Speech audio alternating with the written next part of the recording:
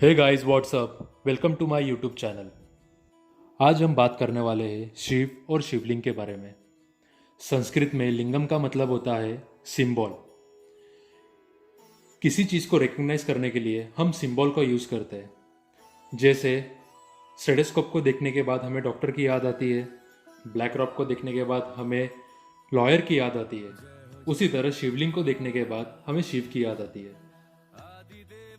शिवलिंग ये पूरे ब्रह्मांड को रिप्रेजेंट करता है। शिवलिंग ये 3 भागों में बटा हुआ है, शिव भाग, विष्णु भाग और ब्रह्मा भाग। हम सिर्फ शिव भाग की ही पूजा करते हैं।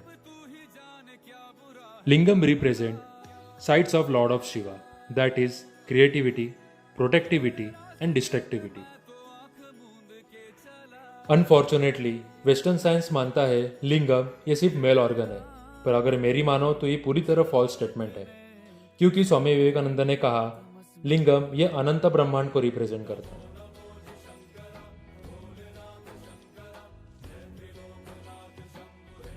साइंटिस्ट नील बोर कहते हैं मॉलिक्यूल जो बना है एटम से, और एटम में होते हैं प्रोटॉन, न्यूट्रॉन और electron. This atom plays the vital role in composition of Shivling. In those days, instead of using scientific name, ancient sages used the words such as Lingam, Brahma, Vishnu and Shakti, as Sanskrit was the only language that time.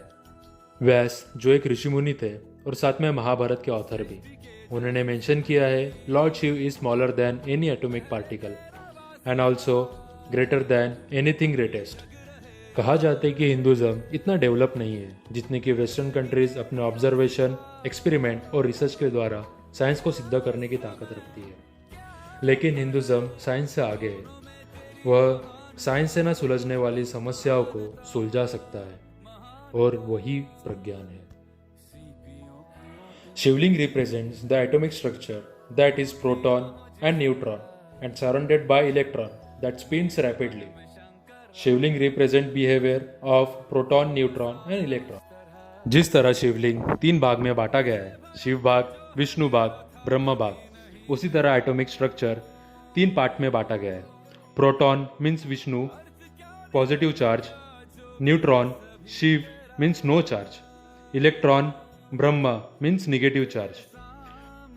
Lotus means energy that has force of attraction, indicating neutron attracted by proton due to opposite electric charge and neutron stick to proton due to no charge.